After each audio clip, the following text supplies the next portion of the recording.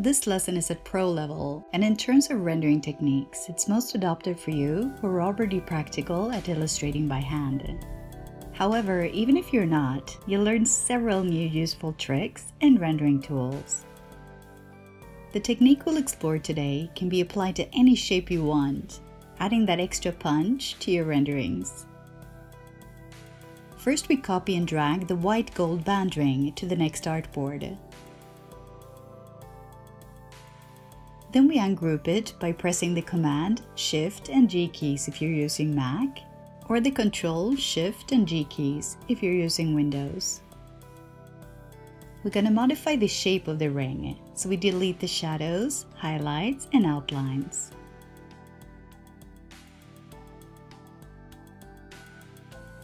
Then we make the top view thinner by dragging the bounding box.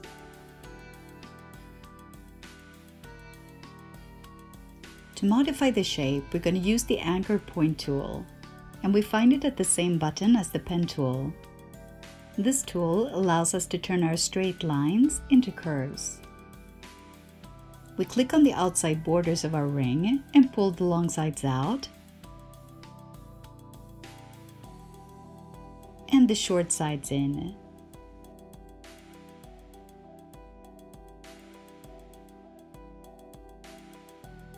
Then, with the direct selection tool, we tweak the curves by pulling the anchor point handles.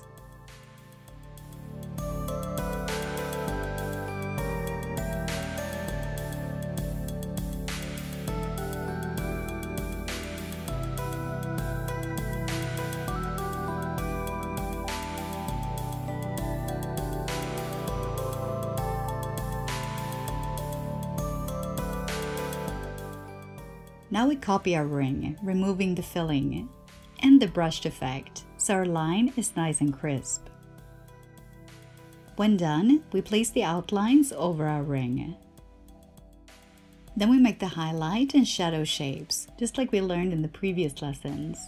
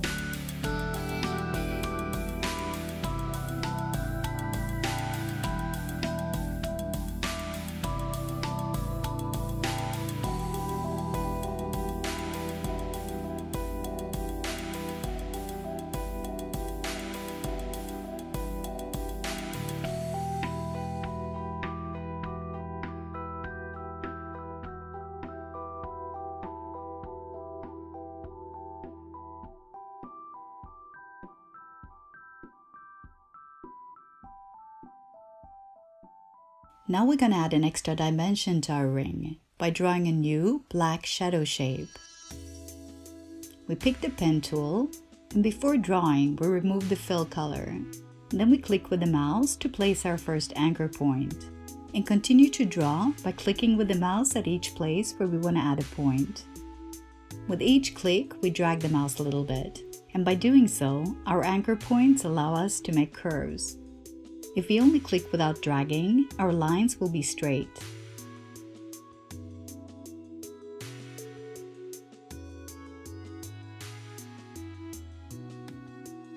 Now we scale it down and place it over the top of our ring. Once in position, we fine-tune the shape with the direct selection tool.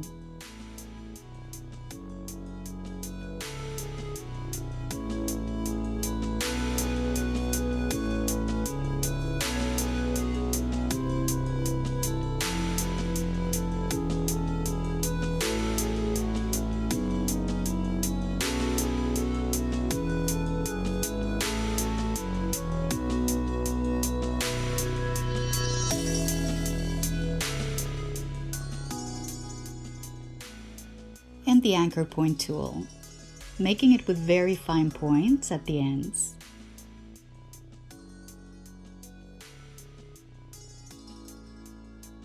To make the shape perfect, we need to add an extra point, so we pick the Add Anchor Point tool, which is the pen with a plus next to it, and click with the mouse on our line to place it.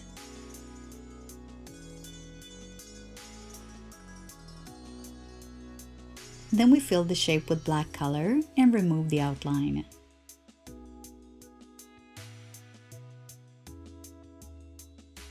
To integrate the new shadow, we add a darker shade to our gradient and make the gray shadows a little darker too.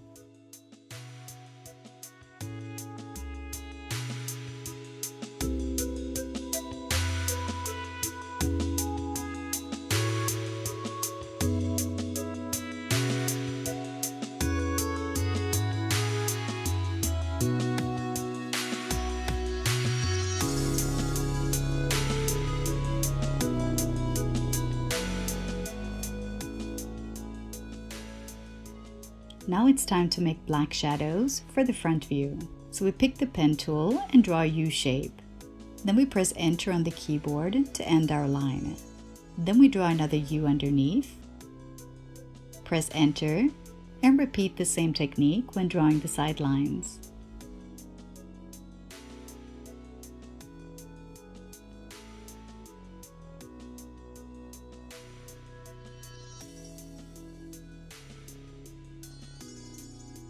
Then we tweak the lines with the Direct Selection tool.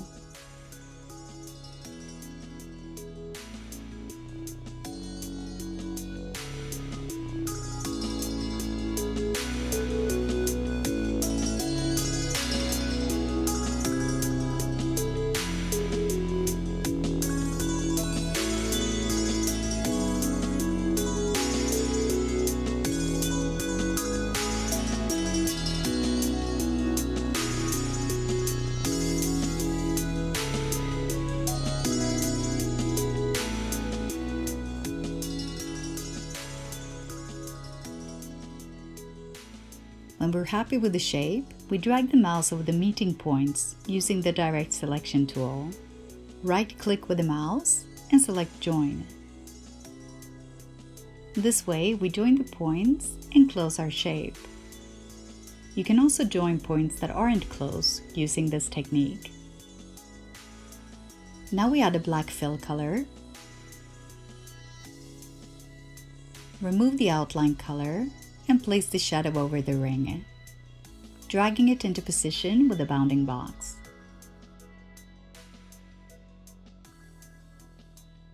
To make it balanced with the ring, we tweak it with the Direct Selection tool, moving the anchor points and curving them so the shape is aligned with the dark shadow on one side and the highlight on the other.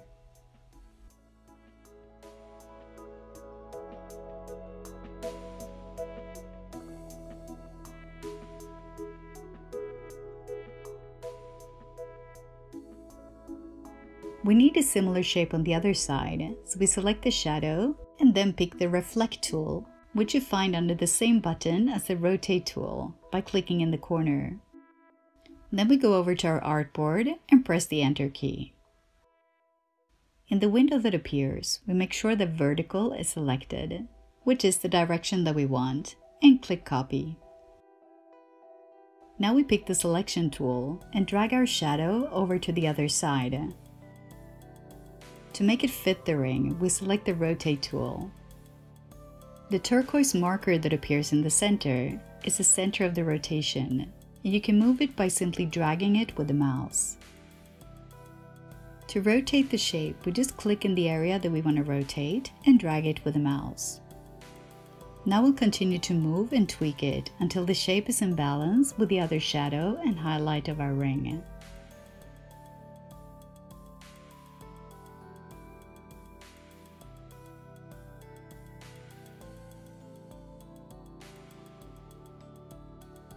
We're also going to make the color gradient of the front view darker, creating a nice color fade from black to light gray, going in one direction on one side and in another on the other side.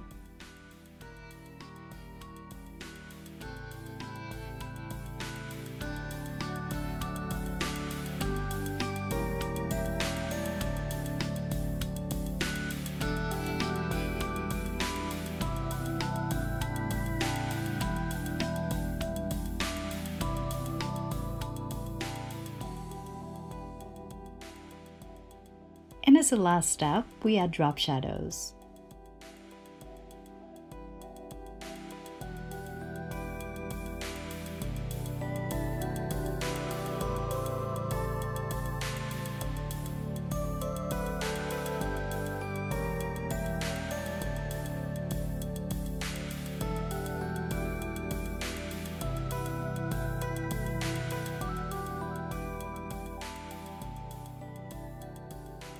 This is a really great technique to create those extra realistic touches to your renderings.